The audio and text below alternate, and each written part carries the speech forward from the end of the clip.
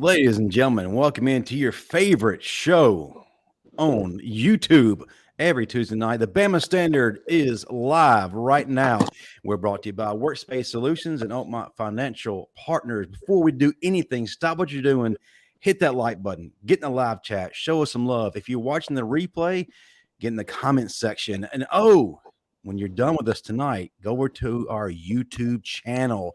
I'm your host, Justin Riley. With me, as always, is an all SEC linebacker, Marvin Constant, two-time national champion and USFL champion, Bo Scarbrough, comedy legend, Steve Brown, who's the real star of our show, and senior analyst of Touchdown Alabama Magazine, Stephen M. Smith. Fellas, what's going on? All right, listen, before we get started, man, I want to apologize for being on my cell phone. This is not the Bama Standard or our show standard, period. Rental Center came and got the computer I was renting, and I got to use my cell phone, but don't judge me. See, Justin, this is what happened when you let these Make-A-Wish kids come on and be part of the show. What happened? Well, that's how we get to be a tax write-off and get money back at the end. Never mind. Hey, Smith, I have you know I am the star of this show. I can quit at any time. Yeah. Oh my gosh, man! No, man. Welcome to the Bama Standard starring Steve Brown and them. We're there. Hey, Steve, your glasses are glowing. Apparently, you got some good news. He does. Before we get to it, we've got an amazing guest. Stephen M. Smith, give us one of your famous WWE type entrances. I'm just gonna say this. I mean, when you talk about just the architecture of legendary, I mean, Paul Bryan, he the bear, but this guy's the bear of running backs, because still an all-time legend ever since the word running back. Career yards, career touchdowns, career total scores. He probably still juking people right now. I probably lost my left shoe trying to get next to him. I mean, got a chance to watch his son play, and his son was a tremendous defensive back.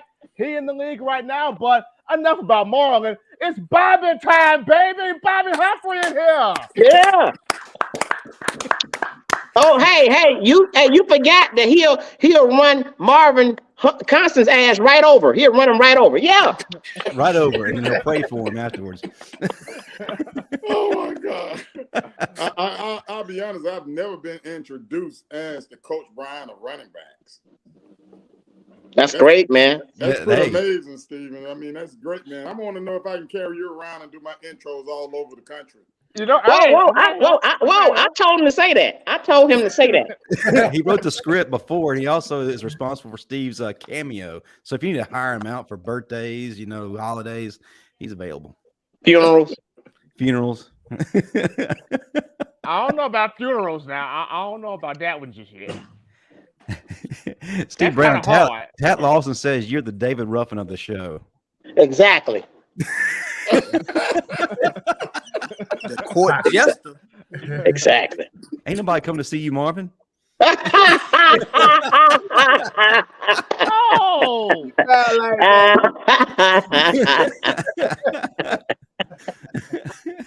Hey, Stephen, what you got for us, man? Yeah. Well, I mean, right now, what's interesting here is, guys, there's a crazy development going on as one of the new analyst hires. That was Jake Long, who was a former walk-on for Bama. He's back now as an analyst. But if you look at his Twitter bio, he changed it from analyst to assistant linebackers coach, which has me thinking. I know Bama just recently hired a guy from Liberty, Robert Bala, to be the inside linebackers coach. Could this be Saban saying, hey, we got Bala in here, but here is Jake Long, who played for me. Is he going to have both of them coach the inside linebackers? Only problem with that is you're only allowed to have so many on-the-field coaches. So what resources are you taking away from the team to have two inside linebacker coaches? So that's the only thing that will make me question that.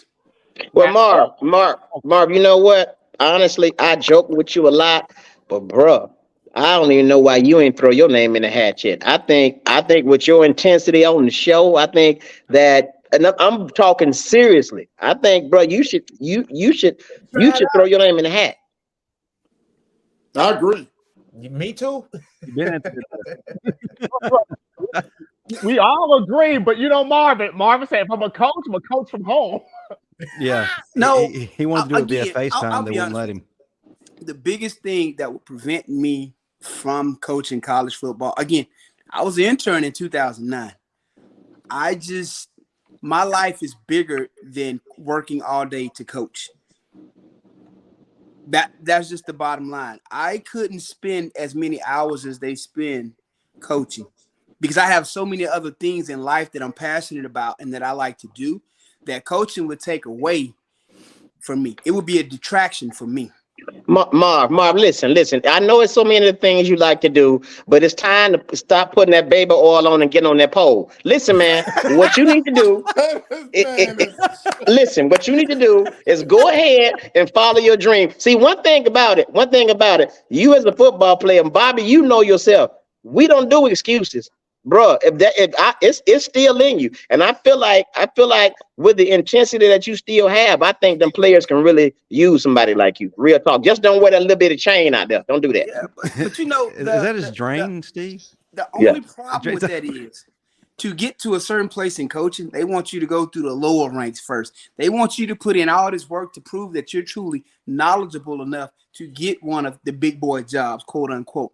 So, I mean, and I know a lot of guys who in coaching now that struggle with getting big time jobs because they're still going through the farm system, through the process.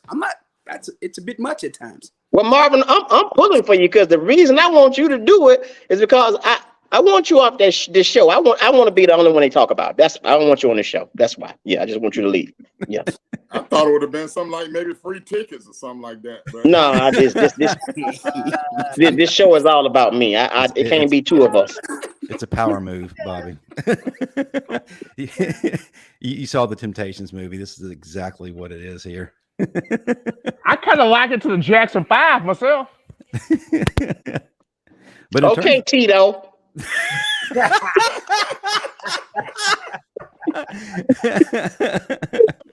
Tito got paid now. He got paid too. Yeah, no damn tension.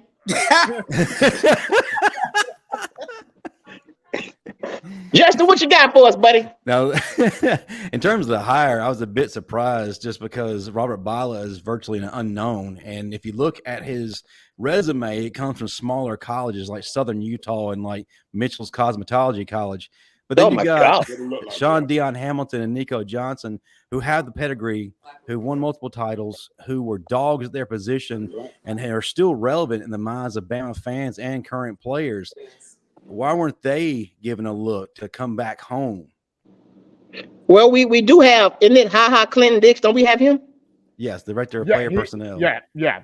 Director of personnel, So I don't know, but I hope this guy's not like Pete Golding coaching on analytics. Well, the analytics say, I think he just, I can't stand that type of coaching. I feel like he needs to go on just grit instinct and a lot of just getting back down to Bama, the real Bama standard.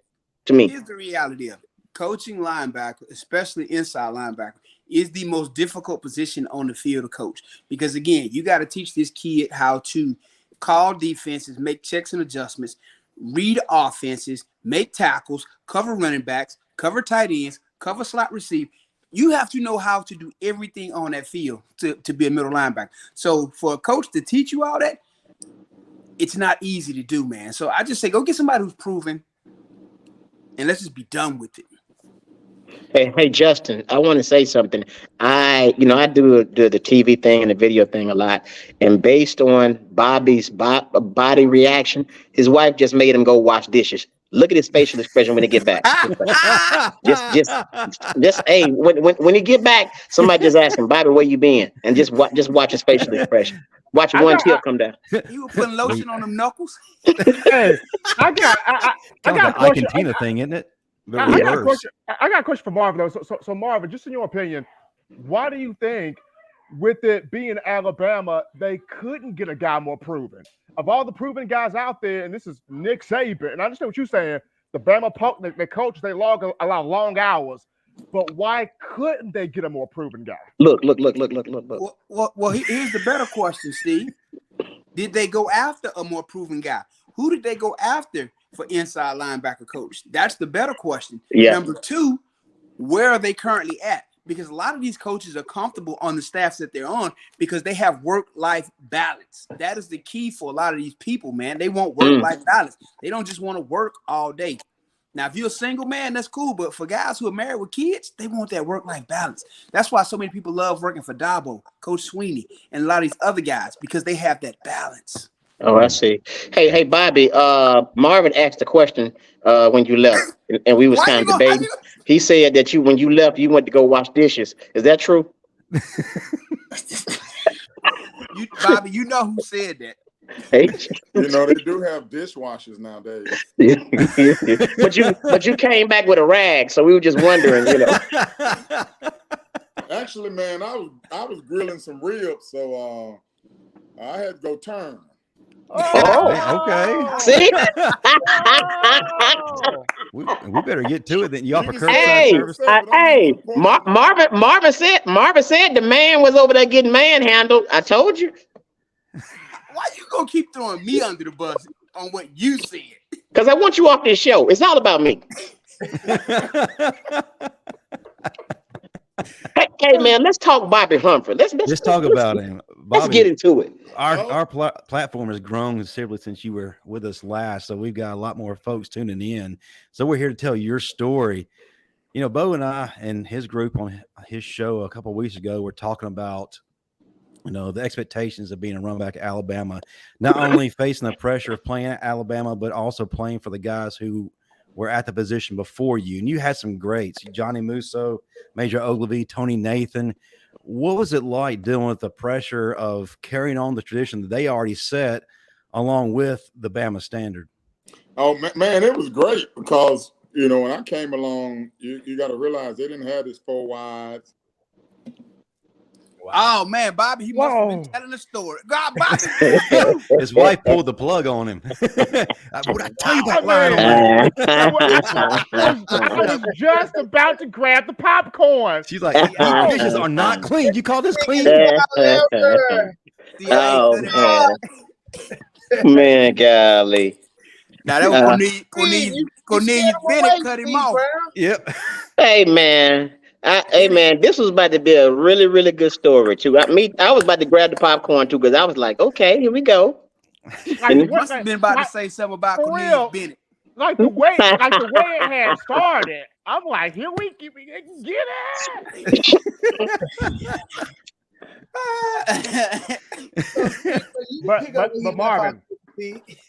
But Marvin, to answer your question though, Alabama really didn't go after anybody for the inside linebacker job. They really didn't. Hey man, I forgot to say this to all of the viewers who are watching right now. Listen, write it down on a wall somewhere. Whatever you do after this live, make sure you go to the Bama Standard and subscribe to our YouTube channel. It's very, very important that you do so. Subscribe and make sure you share it. It's very important. Do it for the start of the show, okay? If nobody else, make sure y'all subscribe to our YouTube channel. It's growing, and trust me, it's going to be something awesome. We appreciate y'all as fans. I know y'all don't like Marvin and y'all put up with him, but it's okay. Just go subscribe to our channel as soon as you get off of here. It's gonna be worth it.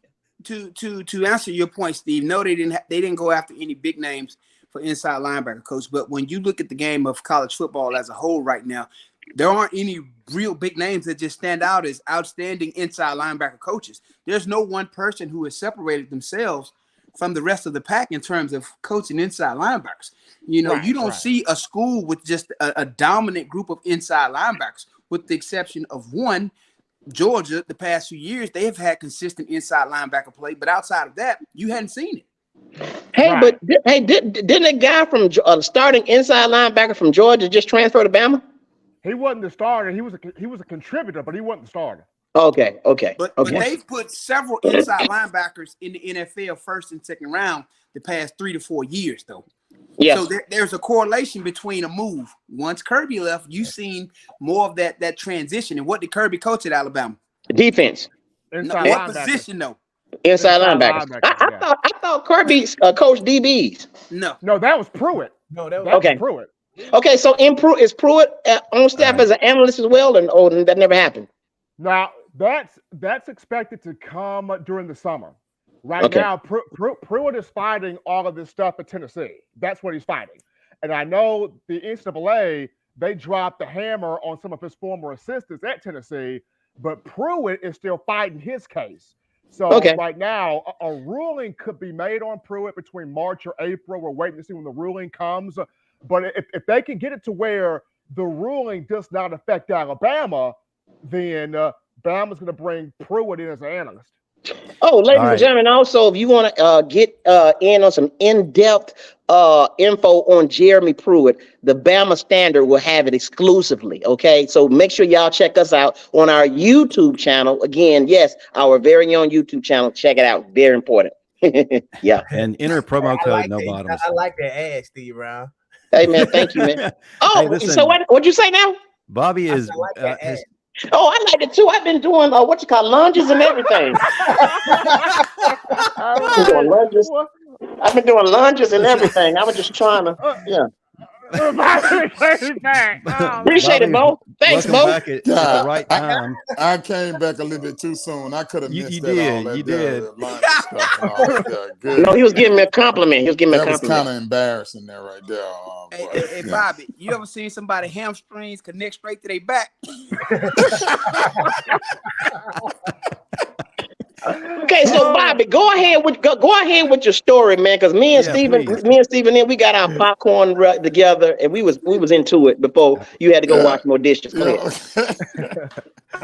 I was just saying, back then, is the running game. The offense relied heavily on the running game because you just didn't have the offensive schemes that they have now, offensive sets that they have nowadays. You spread it out and throw it all around the place, basically. We ran the ball about 80-90% of the time when I was at Alabama. So that put a lot of pressure. And before my time, they had the wishbone. I doubt they even threw the ball once during the wishbone days. I loved it. But yeah, that's a lot of pressure. But it was, you kind of like I played with some guys that could really run the rock. And it's like iron sharpens iron. It made all us better. And you're talking about just coming out of high school, you signed 3 of the top backs in the state, with Gene Jelks, Murray Hill, and myself. And then you throw in George Struggs, who was always up there, who was up there too, a couple of walk-ons. That running back room was crowded, Bo. I mean, like 20 deep, and basically you had a fullback and a tailback. That was it. Wow. And, hey, so from what I'm understanding and what I'm reading, Alabama's offense is, and I know you got to appreciate this, Bo and Bobby, that Alabama's offense is kind of getting back to the running game now. Oh yeah. Yeah.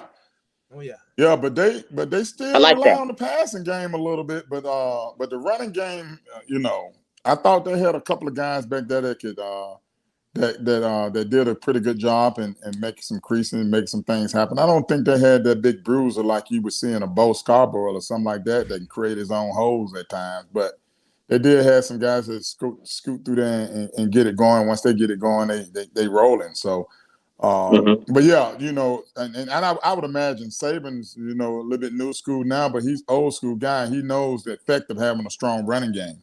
Regardless of how good and potent as your passing game is, you still got to be chewing up that clock. That's right.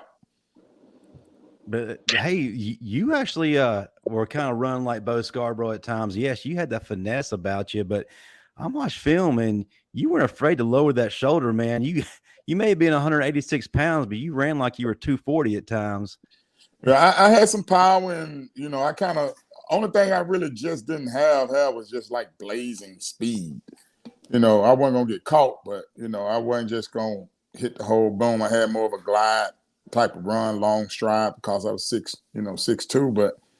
If I had nothing else to do and you was in my way, I'm lowering the shoulder. It's kind of like knuckle up, guard your grill. I'm coming for you, baby. I would have folded you up like a cheap church. You wouldn't have did nothing. You wouldn't have. I knew it. What you would have did to somebody? You ain't man. See, got another offensive player on here. Like, man, I get hammered every week, Bobby. Like, what? I'm so glad we got another offensive guy on here. I'm just saying. It's Bobby Humphrey. It would have been embarrassing for me to go up against you, Marvin, because I'm telling you, tell him that. I give you a leg and take it back, and then you think I'm gonna give you a leg next time, and I just put it on you with that hat, baby. I'm telling you, man. You know what, man? I am so glad. I'm so glad that we got 3 offensive guys on here. You got Bo, Bobby, and I say offensive stuff. So I am so glad. I'm so glad. God is good. That's God right there. Oh, the pen is up. The pen is up. Speaking of lowering the hat, this kind of falls into the question from Don J. Question for Bobby, but how was it like playing with Derek Thomas as Bama, especially he had 27 sacks in 1 year? It's not just Derek Thomas, Cornelius Bennett, Wayne Davis. Yeah, I mean, you faced some dudes in practice. Care to tell us how that went? Keith Man, yeah, Keith McCants was kind of like on the tail end, but man, Derek and Bennett, woo, man. Derek would work out with the skill guys, you know, when we used to do our sprint. So he didn't work out with the skill guys, the wide receivers, the defensive backs, and the running backs. He work out with the skill guys. He'll do his sprints with the skill guys when we did sprints. Wow. People don't know how fast Derek was and how fast he came off the end. Now, Cornelius Bennett was a little bit more of a physical player, but Derek had a little bit more finesse and speed. He would come off the corner, man, and sometimes the left tackle wouldn't even get a hand on him. He would get by him so fast. He was just that fast. Wow. You know, I thought that maybe Derek was the more physical one, but it was actually Cornelius? Wow. Oh, yeah, it was Bennett. Bennett was physical, strong. He can pass rush as well. But Derek, if you go back and watch film, you can see Derek coming off the end. Typically most of his sacks come where he just beat the guy right off the ball. Well, I mean, of course Cornelius was physical. I mean, Steve Berline still looking for the other half of his brain. Yeah. Yeah. Okay, real talk now. Real talk. Tell us a time, and yes, we'll make a clip later to show Cornelius. Was there a time where you ran over Biscuit in practice? No, wasn't nobody running over Biscuit in practice. No. I'm good, but I ain't crazy stupid now. Come on now, don't be afraid. This is a safe place, Bobby. Hey, Marvin. Bobby is like, nah, shit, nah. Hey, for a minute, he went back to a dark place. I'm like, yeah, he went back. What did Bennett do to you? Hey, man, let me tell you something. We was in practice one day, and we was practicing with Perkins in my freshman year, and Perkins was the head coach. And Perkins, we kept running play, and Cornelius Bennett kept making the tackle. Perkins came over and he said, Biscuit, get out of there. We can't get nothing done with you in the game. He put him out of practice. Wow. He kept making tackles behind the line of scrimmage. We just couldn't get anything going offensively. He put him out of practice. So that's where Marvin got it from. Yeah. He paid him to say that, Steve. I know. Man, listen, everybody who played, we know I used to shut practice down, okay? It's a select few of us out there who had that skill, okay? No, there are people out there that know how to make themselves have a seizure on purpose. Listen, listen, ladies and gentlemen, you're watching the Bama Standard, and we said this earlier, we're going to say it again. We have legends on the show. This is why you should stop what you're doing and go to our YouTube channel and subscribe. Yes, this is not a picture. This is the real Bobby Humphrey, a legend on our show, the Bama Standard. I got a question for you, though, Bobby. I know back then practices were unregulated by the NCAA, and it was pretty much anything goes. So playing at Alabama then, practices were probably far worse than anything you have experienced in the game. So what was the worst moment for you as a running back at practice? Oh, I like this. The worst moment for me when I was at practice was we had a scrimmage. And I was running the rock really well. And I bust one for about 50 yards and got tackled. Then I bust another one. And man, I was so dog tired. And they would not take me out of the game. And they kept giving me the ball. And I was just tired, dog tired. And I guess it was just a matter of gut check time that they wanted to see, you know, well, will he do it or is he going to fold or what? I don't know what was going on, man, but I was ready to quit, man, because I could not go any longer. That was probably and every day, man, you know, the freshman guys had to go against, you know, the first team defense. And it wasn't happening, man. It was like murder.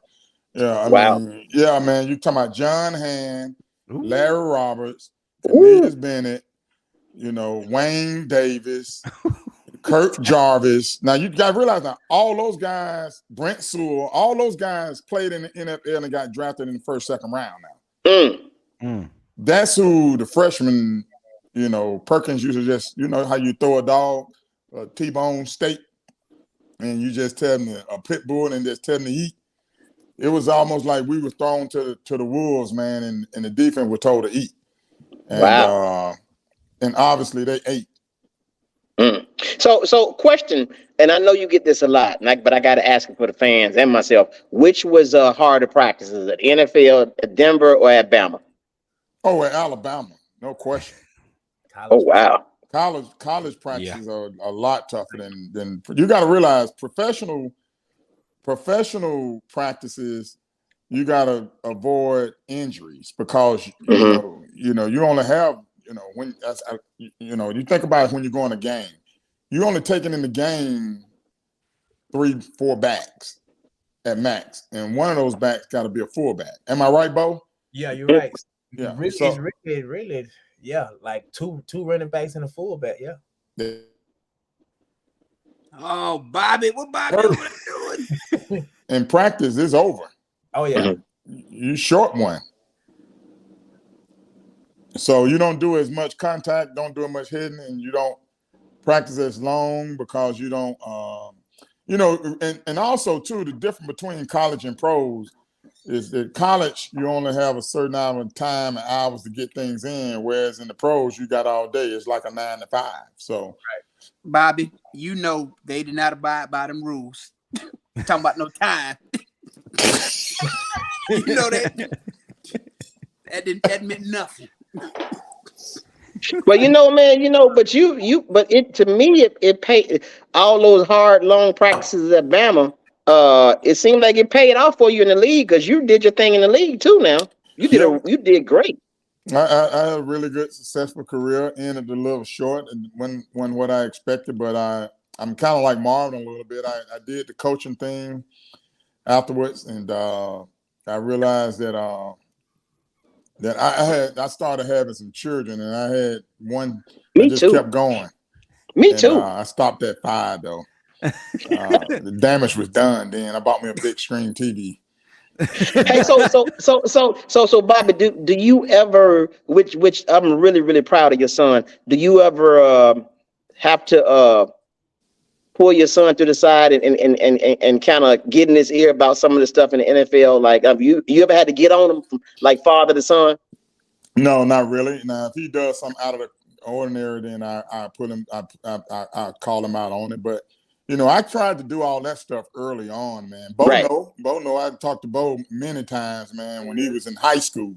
Yep. And in college, I don't beat it across their head, but I give him a nugget here and there, and whenever I'm in Dallas, I call Bo up and we'll go to lunch. We'll talk a little bit about birds and the bees and all that there. And my son plays. The reason why I'm in Dallas, my son, my baby boy is a basketball player. He plays basketball at the University of Texas Arlington. Okay, cool. So whenever I travel there, and I call Bo up and ask him, "Hey, you free for lunch?" And then we'll chat it up. So that's but Bo, I've been talking to Bo and all those I shouldn't say kids, young men, at an early age. So I was talking to Marlon when he was in high school and in middle school and telling him about things that, he needs to be careful of, things he needs to do. And You're just hoping that they make the right decisions and do the right things and remember what you told them at a younger age. And, when they get older and when you're not around to tell them anything. So, So when are we going to one of his games? Who game? Bo games, Marion games, or Marlin games? Marlin. When you want to go, baby? I'm down. No, don't do it. See, he always do this. Hold up. Let me stop right here. Bobby, let me tell you something. We got some freeloaders on this show. So if you when you go, oh, he gone. You lucky. Mark. There you go. Listen, Bobby. Listen, Bobby. If you go to lunch with Bo, do not pay for that lunch. Bo got so much money right now. Do not trust me. He in on the PPP loan scam. He got so much money. So listen, don't fall for that. Let him buy. I know. Wait a minute. Bobby works at the bank. Bo, did he write you that loan? Hey. Nah. Real talk. I got a good question. So, Bobby, at what point, and I guess during Marlon's career at Alabama, at what point did you look at Marlon and say, okay, he got it now? Well, I felt like Marlon had something special early on when I coached him in sixth grade. We didn't allow our boys to play football until sixth grade, so they weren't able to play. Yeah. Wow. Yeah, none of my kids played football until sixth grade. Football. So, and it was one of those things where I wanted them to play early, but my wife reminded me that I didn't start playing football till I was in eighth grade and really in high school. So she said, "Well, you can do it when you started that late. They don't need to play." And I was like, "Well, we stuck to our guns on that." But you know what? So you realize that Marlon was special at an early age. It kind of reminded me of my dad. He told me I was special when that doctor put that helmet on me. And never mind.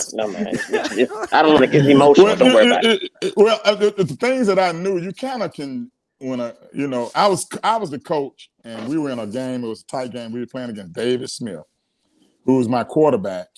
When I was in college, he had a team. He had a son that was also playing rec ball in sixth grade. So we were losing the game, and I was trying to win the game. And I can remember Marlon was playing a little bit of what they call, shotgun quarterback or what you call it when the running back there. I can't think of it right now. Wildcat. There you go. Wildcat quarterback. So. He ran the ball. We ran the ball, man. I think I may have ran him like 8 times in a row, and then realized it. And I went back, and when I used to get the parents to film the games, and when I went back and looked at the film and saw how hard he ran and how he toted the ball 8 times in a row, I apologized to him and my wife and said, "Son, I'd never do that again. Have you carry the ball?" Because it really wasn't healthy for somebody to carry the ball that many times in a row. But it showed me that he had the guts and the fortified and the audacity and the mental aspect of actually being tough and planning on being a football player. So I knew he had something special. Now, I'm assuming you asking the question, Stephen, is whether or not did I know he was going to make pros or go pro. Well, I didn't realize that until maybe after his freshman year or something like that, going into his sophomore year when he really, really just started balling out at Alabama. Then that's when I knew, okay, this kid may be able to play at the next level. Do you know he got a book out? He got a book out. I read I think in chapter 3 where he got a problem with you when he was a kid running him 8 times. I don't know if you read the book yet, but yeah. Got a problem with you. Yeah, I think the chapter is I got a problem with daddy. So I think you want to read the book and get some clarity and call that young man and apologize for what you did. So yeah, read it. It's a really good book. They got pop-up pictures and everything. Now I knew Bo was gonna make it to the next level when he was a sophomore in high school. Because I watched filmed on him and I was like, good God Almighty, man, this kid is really special. Big, strong, fast. Yeah, so Bo had all the measurables that you wanted in a running back his sophomore year in high school, and I think he was already had scholarship offers his sophomore year in high school. I think he just about had most of the Power 5 schools that are offering him after his sophomore year. Am I right on that, Bo? Yeah, you're right. Yeah. I think Bo only problem in high school, to me, the only weak point I saw in Bo is that he didn't play for Central. But anyway, he didn't play. Yeah, he played for that other school. Yeah. Hey, you because I was living down 69, bro. I was zoned for Northridge. I mean, I don't want to hear all that, man. I don't want to hear all that. I mean, he was on though. There you go, Steven. Golly. Steve Brown, get off me, man. Back to you, Bobby. You was raised on liver and beets. That boy. I can't get anything done on the show at all. But turning it back to you, Bobby, I know you mentioned earlier about how the game has evolved and it's a lot of passing. One of my favorite games, as far as where you're concerned, I think involved only 11 passes, and that was the game in 1986 against Tennessee where we thrashed them 56-28. Yes, and we broke the 2-game losing streak. You ran for 217 yards. You had 3 touchdowns in that game. But also your teammates, Bo Wright had 83 yards. Gene Jelks had 89 yards. Man, can you talk about that running clinic that you guys put on against Tennessee in Knoxville? Man, you talking about something special. Perkins knew something about something that we didn't know because, I mean, I think the only 2 plays that I can recall running was toss sweep, and we ran a couple of plays up the middle. But we tossed the ball into the boundary. I think I may have led the toss into the boundary maybe 10 times. And, man, I was just going down the sideline with a toss sweep into the boundary. So we had Tennessee number. That was kind of like my breakout game. And I don't remember us throwing the ball 11 times. Are you sure we threw the ball 11 times? I counted 11 times. Shula only passed it 11 times. And wow. Al Bell, I think you had one of the only you and I forgot your tight end's name. Angelo Stafford had 2 receiving touchdowns. Al Bell got close, but yeah, other than that, it was running clinic. Right. Yeah, we piled up a ton of yards in the running game there. We just smashed them in the mouth, man. And I don't think they were ready for it. So I can remember going into halftime, and I had over 100 yards. And dang, at halftime? Yeah, and Ray Perkins said, we're gonna run our halftime talk, we're gonna run it till they stop us. So we came out the second half and we just started back running the toss again, and they just couldn't stop it. They just never could stop it. They never make an adjustment on it. Oh, okay, so Bobby, on this show we ask Crimson Tide players things that could be a little hard. So I'm gonna ask you this: Ray Perkins, was that a toupee he was wearing? Be honest. I don't know. I don't think so. It was too perfect to the side. It was too perfect. I was just wondering. Yeah. I don't know. I don't know why you would be asking me that though. I mean, I don't get up there and rub on his skull. Marvin put that question in the questionnaire right here, and I didn't want to ask it, so I was like, I'm gonna ask it. This is why there's no chemistry in that question, Marvin. Yeah. None. Clearly, that question was asked by someone who doesn't have hair. Like the bows. Hey, you know what? Hey, Bobby, you know what, Bobby? Bobby, listen, I didn't want to say this to you, but I'm going to say it anyway. I feel like you laughing a little bit too hard at Marvin jokes when he say something about me, and I don't appreciate that. Hey, guys, I think Marvin keep good balance on this show. He's going to have to go. He should have balance. He's been bouncing on one knee for a long time. Yeah, I know. Ladies and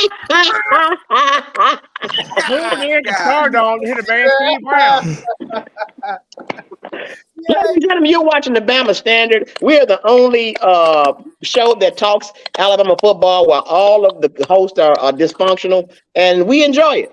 So y'all make sure y'all subscribe to our YouTube channel. We have the legendary Bobby Humphrey on the show. Yes, checking in. Yes, he's here, people. He's here. We got a question from the audience from Van Edwards for Bobby. What was it like to play with John Elway? Also, did you try to avoid Steve Atwater in practice? I'm willing to say you did. Yeah, okay. The second part of that question is about avoiding Steve Atwater. Well, in practice, I didn't have no problem with avoiding because we never, we never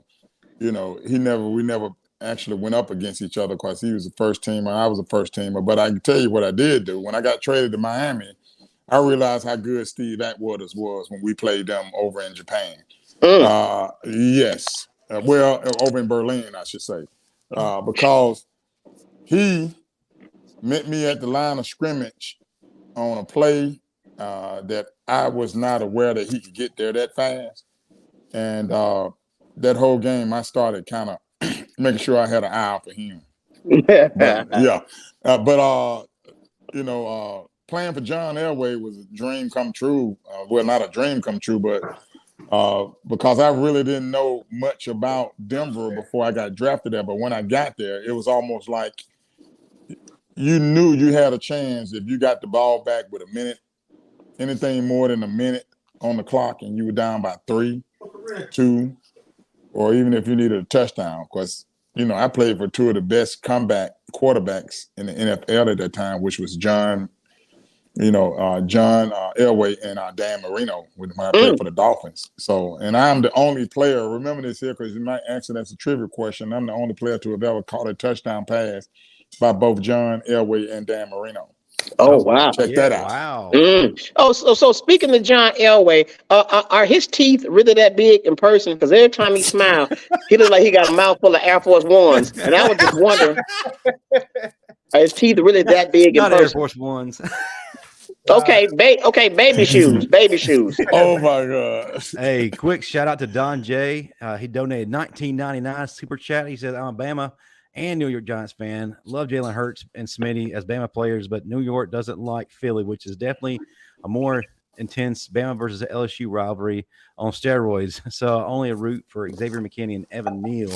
But I do have to ask you about one of your best games because the Bama fans in the audience love to hear about these. And the 1987 Halloween game against Mississippi State, of course, that was a fight, but very special to you because you surpassed your hero, Johnny Musso, as an all-time leading rusher. Talk about that moment.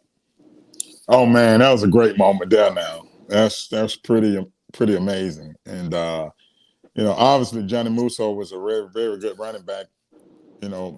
Back when his time at Alabama, and to be able to break that record and win in the last minute of the game was pretty special. You kind of don't know, how special it is until you actually step away from football and you realize what you did and how you did and who was there to celebrate with you. Mm-hmm. But that was a pretty special moment, and most importantly, we got the win, and it was a tough win too because we was on the rope and we were down before in that game right there in the last few minutes of the game. Hey man, you know what? Johnny Musso was cool, but my guy to this day is Major Ogilvy. Major Ogilvy. Man, have you ever seen him, Justin? Oh yeah, absolutely. I watched plenty of film. Met him and Bobby at the same time at the Bryant Museum. My first year at Alabama, they had a ceremony for the greatest runbacks of all time, and yeah, Musso, Bobby, and Major Ogilvy and Shaun Alexander were all in the same building. Talk about star. Yeah, Major Ogilvy. Man. He old now. So he actually in the Bryant Museum. He in it. Yeah. I mean, they got he old. So that guy, they didn't put the man in the museum. So he's not y'all didn't see where he was going with this. They put his ass in the museum. That's dirty. That's wrong. He should be in a nursing. Bobby, I got to ask you a question, though, Bobby. So back when you played, you had some great defenders. You had all those guys you played with in college as well as in the NFL at the time. I think it was Lawrence Taylor, Reggie White, a host of great players, Darrell Green, so many great defenders in the NFL at that time. Who was the toughest defender you played against, and how did it go? Yeah. Ooh, just one defender or I give you two. Ooh, I'm gonna tell you a guy that was really, really good, fast, and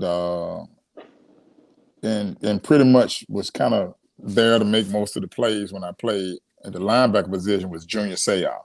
Oh yeah, yeah. Mm-hmm. He was Junior Seau. Rest in peace, Junior. Yeah. He was pretty darn good. He was fast, because he was fast, athletic, and physical. And you didn't have very many guys in the middle that had all of those tangibles. The toughest guy and just bullheaded and just a mountain to move and the block.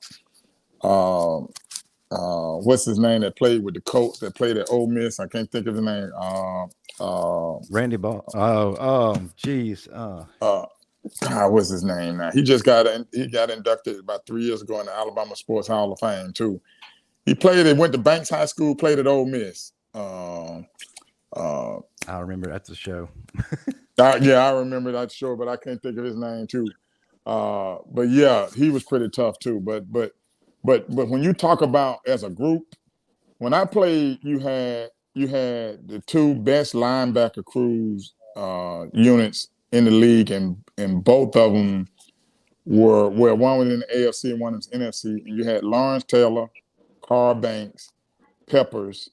Those guys were really good. And then Buffalo had Shane Collins from Penn State, and they had Darryl Talley and Cornelius Bennett. Those guys was all on the same team. And you talking about, and I played against some really good tough defense. You had Mike Pitts, Jerome Brown, and Reggie White all on the defensive line when I played against the Philadelphia Eagles, and I only had maybe about 20 yards rushing. And Wow. every time I got the ball, it wasn't nowhere to go. So let me ask you about this guy. I mean, he was one of my all-time favorites. He was really small for a linebacker, London Fletcher. London Fletcher. You remember him?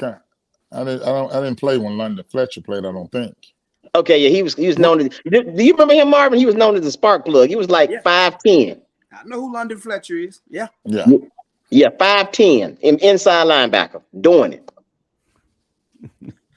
All right, as we begin to wind things down, I want to ask your opinion on the current team. Of course, now Tommy Reese is in the building. We're going to get back to that ground and pound kind of football. As you look at that running back room, who do you see as emerging as a star? And I definitely want to get your take on a running back we currently have who wears 26, and that's Jamarian Miller, who was looking really close to what you looked like on the field. So if you wouldn't mind, goes by Jam. He goes by Jam now. Jam Miller.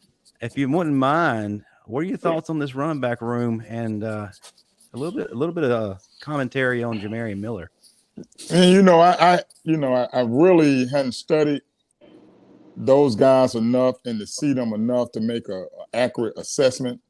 Bobby, it's okay to say that they're not as good as you. Just, I mean that could be, that's a great answer too. So we accept it is. That's a great answer. That ain't what I'm saying. So, but no, what Bobby's saying, and man, them boys ain't. Yeah, that's what he's saying. And they soft. They soft. They ain't. Yeah. It's like you don't have a guy that's coming back that you've seen that that a little bit more about. Like for instance, you knew Bo was coming back next year, so you can speak on what Bo capabilities, possibilities, and what he could do. When you don't know and you get bits and pieces. Now, spring first game, I can give you a lot more. You're going to have me on again, Justin. That's all I can say. Long as Marvin is going to be on the show, I'm coming on, baby. What?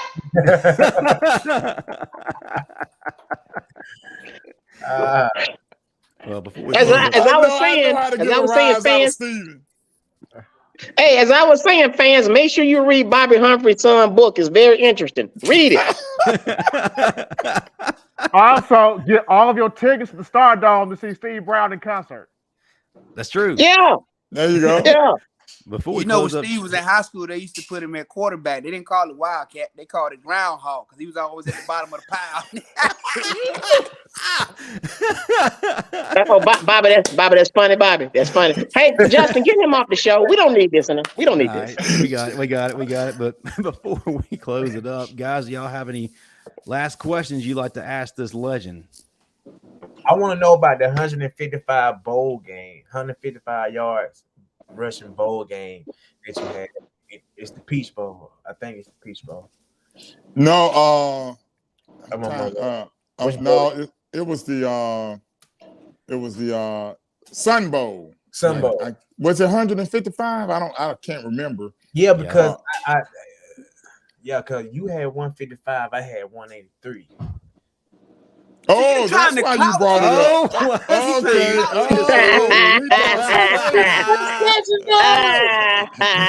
That's legendary. Bobby, you gonna take that? He trying to downplay you. One upping you on the show, man. Yeah, you went up there. Behind 30 yards. He trying to down 30 yards. Well, I know who ain't going to lunch the next time I come to That's a compliment.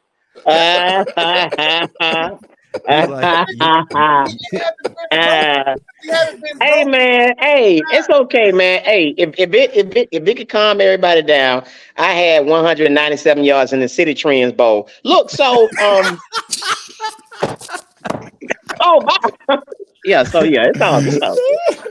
No, Bo, that was actually that bowl game, man. That was crazy bowl game. See my name right behind his name. That's great. No, it would be vice versa. My name would be behind your name if you had 186. Well, you know how I go. Like you. No, Bo, Bo was trying to one up that man. Bo, you're trying.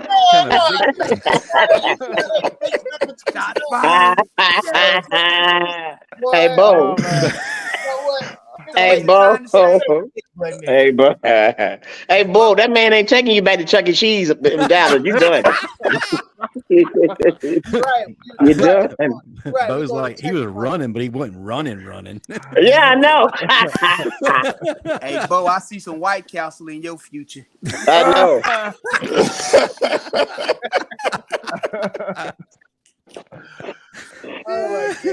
But no, hey, whatever you do, don't eat White Castle. It'll go right through you. I was eating White Castle last week. It came out, it was still in the bag. Don't do that. Don't do that. Don't do that. Don't do that. Ladies and gentlemen, again, before we get out of here, man, before we go around the table, y'all make sure y'all subscribe to our YouTube channel. Isn't it important, guys? Isn't it important? It's very, very important that you subscribe to the Bama Standard YouTube channel. We have legends. Go ahead, boss. We sorry. Go ahead, brother. That's all right. All right, before we close, Bobby, your favorite moment at Alabama, what was it? Man, my favorite moment at Alabama. Citizen Club.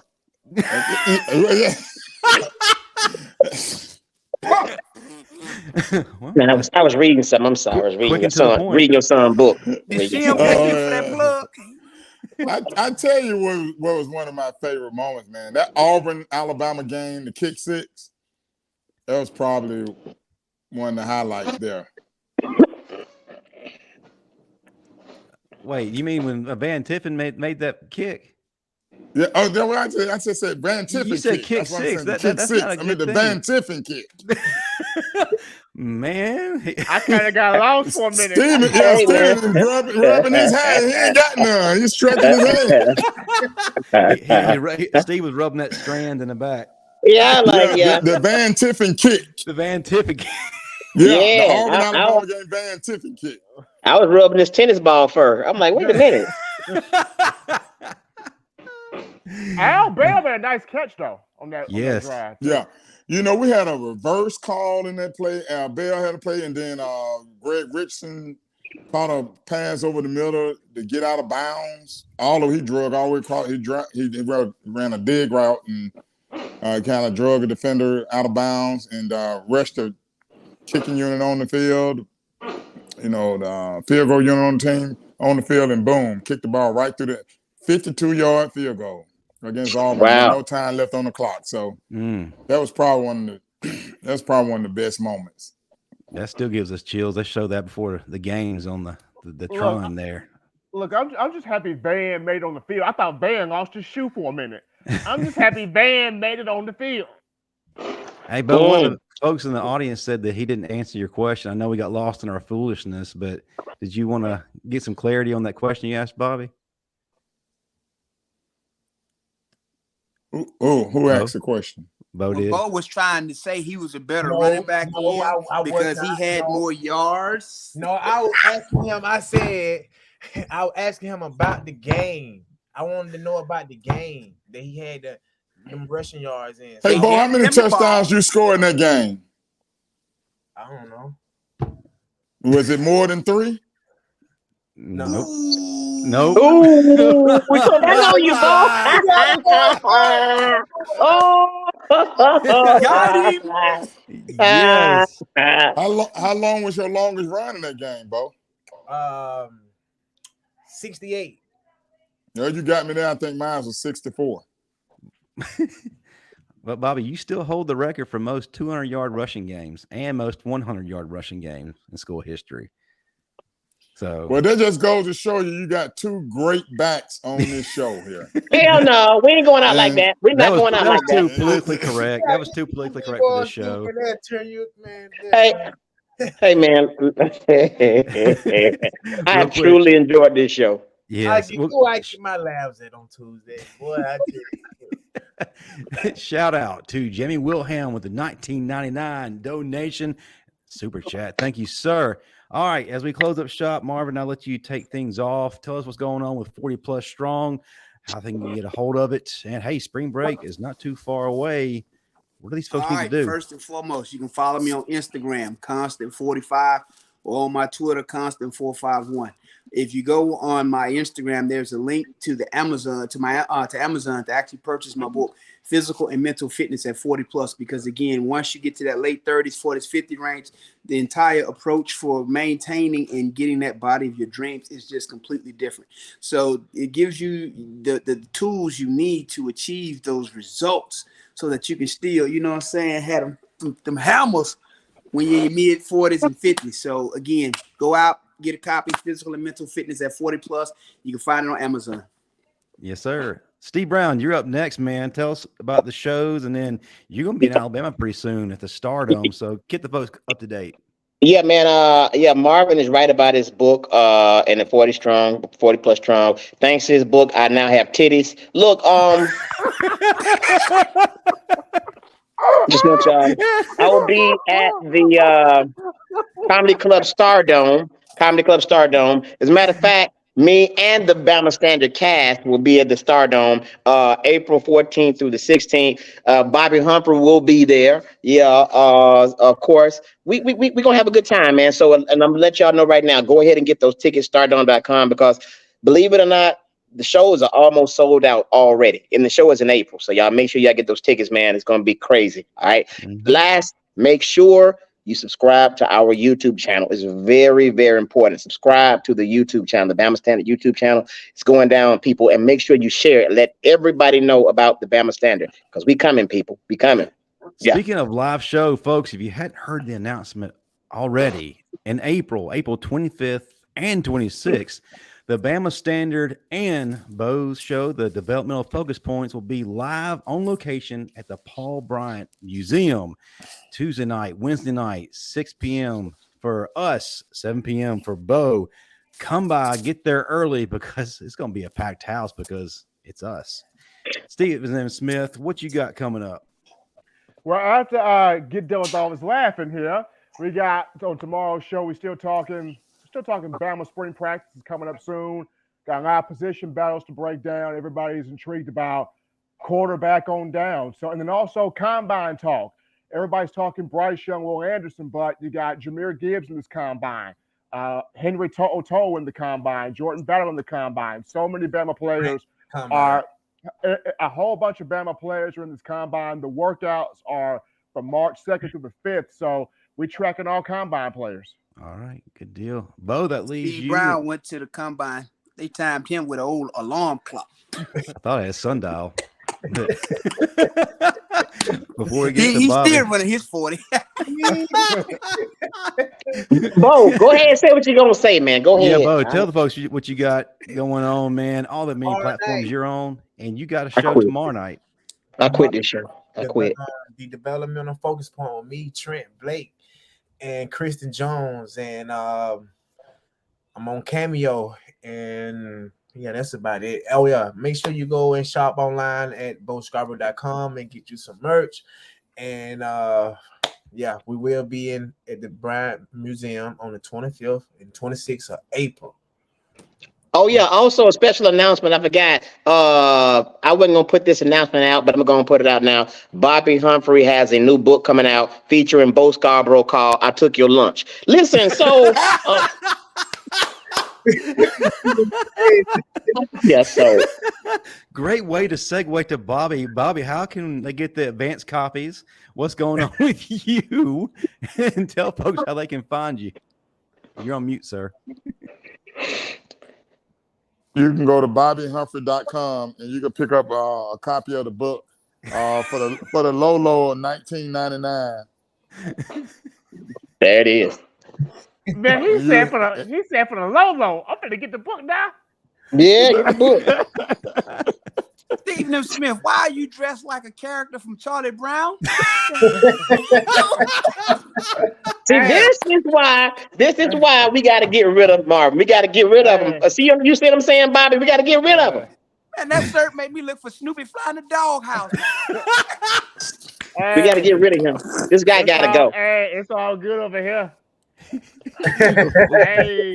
What else you got going on, Bobby? How can they find you on social media besides that website? Besides that website. Hey, I just say this here. I put a plug in for my employer. You know, if you guys need a loan or need a mortgage or anything like that, come see me at Bryan Bank. Okay. We'll take care of you there. We got unbeatable service and legendary results, baby. So come see me. So you're not gonna tell them about your MySpace page?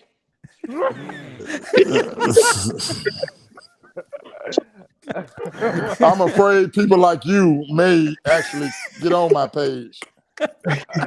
Hey man, Justin, we can't be having guests like this attacking me. I'm the star of the show, okay? We can't do this. Bobby, don't feel bad. Steve's still updating his profile picture on Black Planet. Ain't nobody checking for you on there, man. Hey, Steven, you laughing, Steven? I thought me and you were friends. We are. All right, I'm gonna take your glasses. Next time you're gonna be on the show from the bathroom. I'll share with you something right here. I'll pop the contacts in you. What? Tremendous show, everybody. I want to thank everybody on our live chat for making this fun. Hit that like button if you hadn't already. Hit subscribe. And as Steve Brown has been reminding you ever so kindly throughout the show, go to the Bama Standard YouTube channel, subscribe. We are getting close to 4,000, so we need to go through that mark and beyond. Help us get there. Thank you to Bobby Humphrey for being on. Absolute honor, sir. We enjoyed it. Come back as much as you like, sir. You're not gonna say that about I enjoyed it. I enjoyed it. You're not gonna say nothing. He didn't say that about me again, about me being a star. Last Steve but Brown not for least, president 2025. This will do it for the Bama Standard starring Steve Brown and them. Roll Tide. Roll Tide, everybody. Roll Tide. Great show.